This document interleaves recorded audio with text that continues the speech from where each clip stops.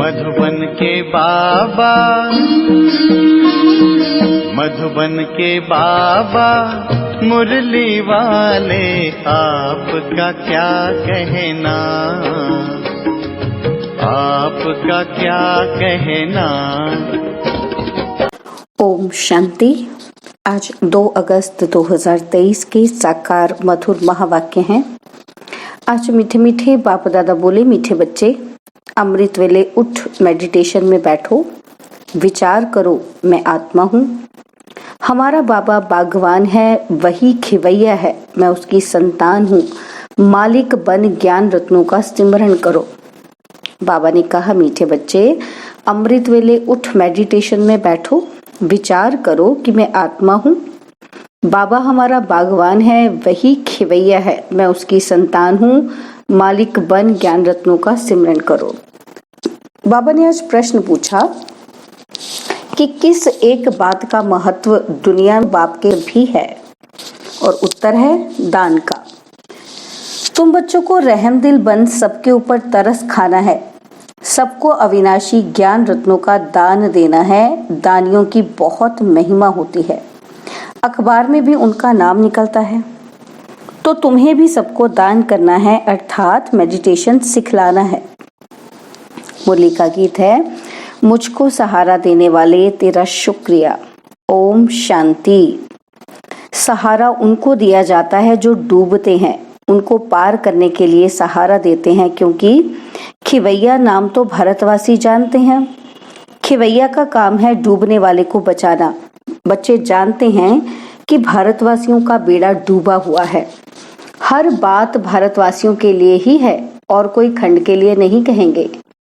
यह भी तुम समझते हो, सत्यनारायण की कथा अथवा अमरनाथ की कथा भी यहाँ होती है। तुम जबकि सुबह का मेडिटेशन में बैठते हो तो किसको याद करते हो? भक्ति मार्ग में तो कोई किसको याद करते हैं। उन सबकी साधना है अयथार्थ। सिखलाने वाला खिवैया व बागवान तो कोई है ही नहीं। गुरु लोग भी मेडिटेशन सिखलाते हैं कि ऐसे ऐसे करो, बहुत प्रयत्न करते हैं याद में रहने के लिए। योग साधना कहा जाता है, वह तो मनुष्य को कराते हैं। अभी तुम जानते हो कि इस बगीचे का माली अथवा मालिक है परमपिता परमात्मा। कांटों के जंगल का मालिक है रावण। माया रावण कांटों का जंगल बनाती है। यह तुम्हारी बातें भी कोई जानते हैं, भूल जाते हैं, माया भुला देती है। मेडिटेशन में बैठने में भी माया बड़ा विघ्न डालती है। मेडिटेशन कैसे करो, यह भी बाप सिखलाते हैं। तुम तो कर्म योगी हो, दिन में तो कर्म करना ही है, उसके लिए कोई बंधन नहीं है। दिन में कभी भी मेडिटेशन नहीं होती है। दिन में तो खाना पीना, खेलना कूदना, धंधा धौरी करना होता है। उसमें याद थोड़ी रह सकती है। कहते तो बहुत है कि हम सारा दिन याद में रहते हैं, परंतु है तो बड़ा मुश्किल। बाबा अनुभव बतलाते हैं, अमृत वेले का समय सतोगुणी होता है, उस समय याद करना सहज है। अमृत वेले का टाइम सबसे अच्छा है। दिन में तो लफड़े रहते हैं।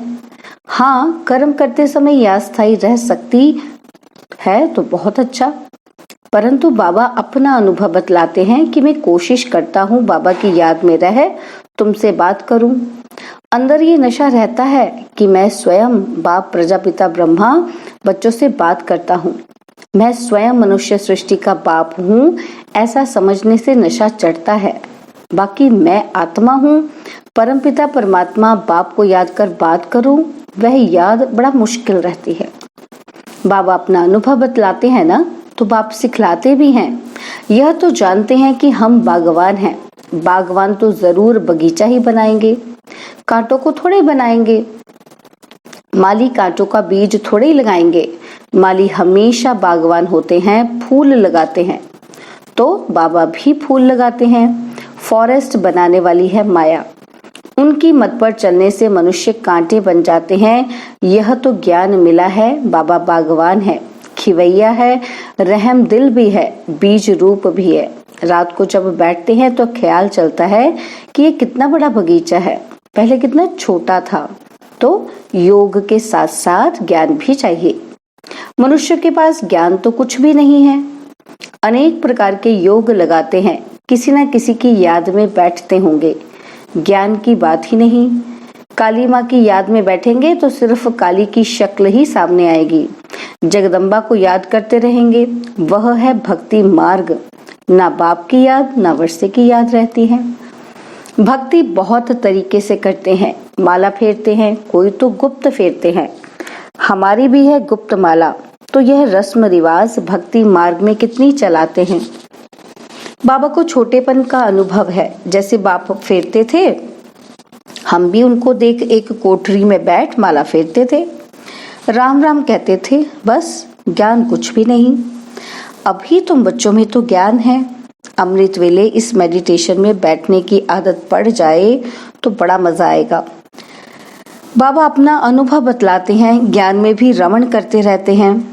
कितना बड़ा बगीचा है, पहले छोटा था, बीज भी याद आया, बगीचा भी याद आया। कैसे बगीचा बनता है, बाबा में भी यह ज्ञान है और हमारे में भी यह ज्ञान है।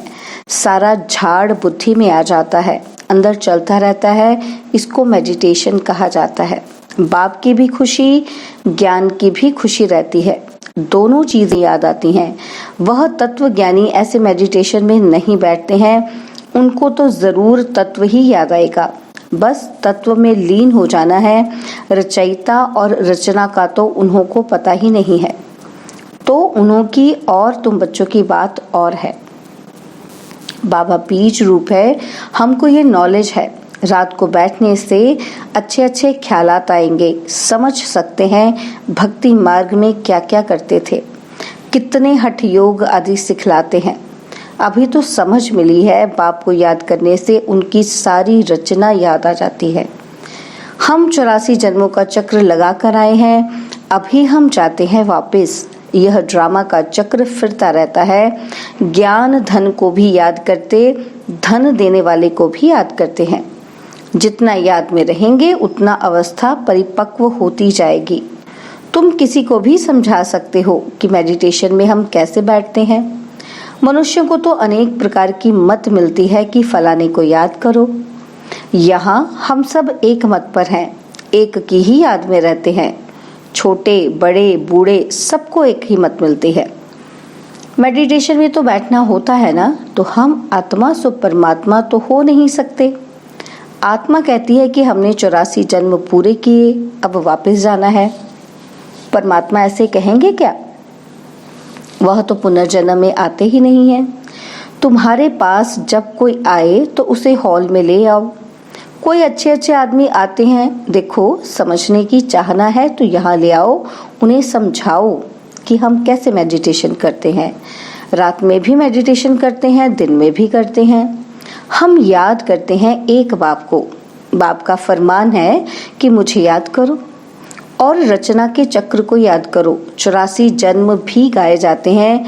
जरूर पहले पहले देवी देवताएं थे, उन्हों के ही 84 जन्म भी गाए जाते हैं। यह चक्र का राज अच्छी रीति समझाना पड़े। हमको बाप और उनकी रचना का यह चक्र याद रहता है। बाप की याद और रचना के आदि मध्य अंत का ज्ञान बुद्धि में ही है। हम सबकी एक ही मत है, हम है श्रीमत पर।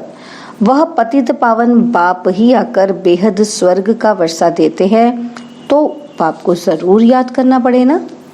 बाप द्वारा ही हम वर्षा पाते हैं, फिर गिरते हैं, अंत में पतित बन जाते हैं। बाप रचयिता तो रचना की ही नॉलेज देंगे। गॉड फादर इज नॉलेजफुल, पतित पावन, तो जरूर पतित दुनिया में आकर पावन बनाएंगे ना। ऐसे तुम कोई को बैठ समझाएंगे तो प्रभावित होंगे। बोलो सिर्फ अच्छा अच्छा कहकर नहीं जाओ, यह तो प्रैक्टिकल में लाना है। जन्म जन्मांतर का सिर पर बोझा बहुत है, इसमें टाइम लगता है। तुमको समझाना है कि बाबा आया हुआ है, मौत सामने है। गफलत करेंगे तो वर्षा पा नहीं सकेंगे। शुभ कार्य में देरी नहीं करना चाहिए। अब सीख कर जाओ। इस मेडिटेशन में बैठने से तुमको नशा अच्छा चढ़ेगा। अभी बाप को याद करो, तुम्हारा बाप तो है ना। भक्ति मार्ग में जन्म जन्मांतर याद करते आए हो। लौकिक बाप तो हर जन्म में बदलता है, फिर भी तुम निराकार बाप को जरूर याद करते हो, क्योंकि वह है अविनाशी बाप। विनाशी बाप से विनाशी वर्षा मिलता है, अविनाशी बाप से अविनाशी वर्षा मिलता है। हम एक की श्री श्री की श्रीमत से श्रेष्ठ बनते हैं। आदि सनातन तो देवी देवता धर्म ही है, उनसे फिर और बिरादरी निकलती हैं। सन्यासियों का है रजो प्रधान सन्यास और यह है सतो प्रधान सन्यास। यह है ही राजयोग। भारत का मुख्य शास्त्र है गीता। तो मेडिटेशन के लिए ये समझाना है कि बाप हमको ऐसे मेडिटेशन सिखलाते हैं। भगवान कभी मनुष्य को नहीं कह सकते। भगवान तो सबका एक होना चाहिए ना। वही पतित पावन है, वही हेवनली गॉड फादर है और आते भी भारत में है। उनका भक्ति मार्ग में कितना बड़ा मंदिर बना हुआ है, उस श्री श्री की मत से ही हम श्रेष्ठ बनते हैं। इन बातों को बैठ समझो। बाप और रचना के आदि मध्य अंत को जानो। यह और कोई नहीं जानते। सत्य की आयु ही इतनी बतलाते हैं। पहले झाड़ नया होता है तो उसको स्वर्ग कहेंगे, फिर वह जड़ जड़ी भूत हो जाता है। अभी यह सारी दुनिया नर्क है। घर घर तो क्या, सारी दुनिया ही नर्क है। यह है ही कांटों का जंगल। एक दो को कांटा ही लगाते रहते हैं। बाप आकर फिर गार्डन ऑफ अल्लाह बनाते हैं। बाप आकर बहिष्ठ स्थापन करते हैं। तुम जानते हो कि फूलों का बगीचा किसको और कांटों का जंगल किसको कहा जाता है? तुम दैवी फूल बन रहे हो, तो चिंतन चलता रहना चाहिए। बाबा में भी यह नॉलेज है, बच्चों में भी यह नॉलेज है। ऐसे ऐसे ख्यालात चलाने से रात को बड़ा मजा आएगा। ऐसे ऐसे समझाएं। बेचारे कुछ भी नहीं जानते हैं, इसलिए अपने को तरस पड़ता है। ओ गॉड फादर कहते हैं, परंतु बाप को और उनकी रचना को जानते ही नहीं हैं। हम भी अब अल्लाह के बच्चे बने हैं। समझाने का भी बड़ा नशा चाहिए। अविनाशी ज्ञान रत्न है तो फिर दान करना चाहिए। दानी की बहुत बहुत महिमा करते हैं। अखबार में भी पढ़ता है, रिलीजियस माइंडेड ही दान करते हैं। तुम तो हो ही रिलीजियस माइंडेड। दान ही नहीं करेंगे तो मिलेगा क्या? दान तो जरूर देना है। ज्ञान दान देना तो अति सहज है। बाबा बतलाते हैं कि हम ऐसे मेडिटेशन में बैठते हैं, इस दुनिया का चक्र ऐसे फिरता है। पहले एक धर्म था, पीछे यह धर्म निकले हैं। ये सब बिरादरियां हैं। यह बातें तुम बच्चों की बुद्धि में बैठनी चाहिए। मनुष्य को योग का बहुत शौक रहता है। बोलो, हमारा मेडिटेशन चलकर देखो। रिलीजियस माइंडेड जो होते हैं वह मेडिटेशन हॉल देखकर खुश होते हैं। रिलीजियस माइंडेड मनुष्य कभी पाप नहीं करते। तुम्हारे पास समझाने की पॉइंट्स तो बहुत है, परंतु बच्चे नंबरवार हैं। कोई की बुद्धि का ताला ही नहीं खुलता। बाप को याद ही नहीं करते तो ताला खुलेगा कैसे? है बहुत सहज बात। समझाना है कि हम याद में कैसे बैठते हैं। मनुष्य को तो पता ही नहीं कि हम किसको याद करते हैं। हमको सिखलाने वाला स्वयं निराकार परम पिता परमात्मा है, जो सबका बाप है। वह पतित पावन गॉड फादर हमको राजयोग सिखलाते हैं। अब तुम सीखो ना सीखो, हम सब तो एक ही मत है। हम सब की तो एक ही मत है। श्री श्री से हम मत ले रहे हैं। यह है एम ऑब्जेक्ट। जैसे बाप नॉलेजफुल, वैसे बच्चे। मनुष्य से देवता एक ही बाप बनाते हैं। ऐसे ऐसे विचार करने से रात को भी बहुत मजा आएगा। अच्छा, मीठे मीठे सिकिलदे बच्चों प्रति माता पिता बाप दादा का याद प्यार और गुड मॉर्निंग। रूहानी बाप की रूहानी बच्चों को नमस्ते। हम रूहानी बच्चों की रूहानी बाप दादाजी को दिलवा जान सिकवा प्रेम से नमस्ते। ओम शांति। प्यारे बाबा, मीठे बाबा, मेरे बाबा, शुक्रिया बाबा, शुक्रिया बाबा, शुक्रिया। धारणा के लिए मुख्य सार है। पहला पॉइंट है, अमृत वेले उठ याद में बैठ ज्ञान का रमण करना है। ज्ञान धन को भी याद करना है तो ज्ञानदाता को भी याद करना है। और सेकंड पॉइंट है, ईश्वरीय नशे में रहकर सेवा करनी है। सबको मेडिटेशन करने की सहज विधि समझानी है। एकमत होकर रहना है।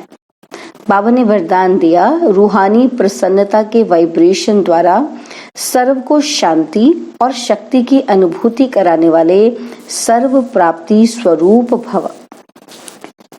रूहानी प्रसन्नता के वाइब्रेशन द्वारा सर्व को शांति और शक्ति की अनुभूति कराने वाले सर्व प्राप्ति स्वरूप भव। जो परमात्मा प्राप्तियों से संपन्न सर्व प्राप्ति स्वरूप बच्चे हैं, उनके चेहरे द्वारा रूहानी प्रसन्नता के वाइब्रेशन अन्य आत्माओं तक पहुंचते हैं और वे भी शांति और शक्ति की अनुभूति करते हैं।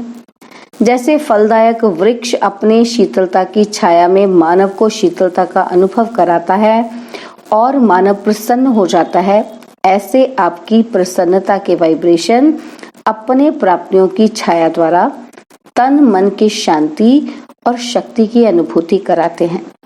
स्लोगन: जो स्मृति स्वरूप रहते हैं उन्हें कोई भी परिस्थिति खेल अनुभव होती है।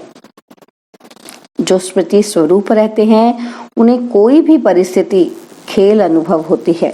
ओम शांति। और अब यह एक बहुत अच्छी वीडियो भी जरूर देखें।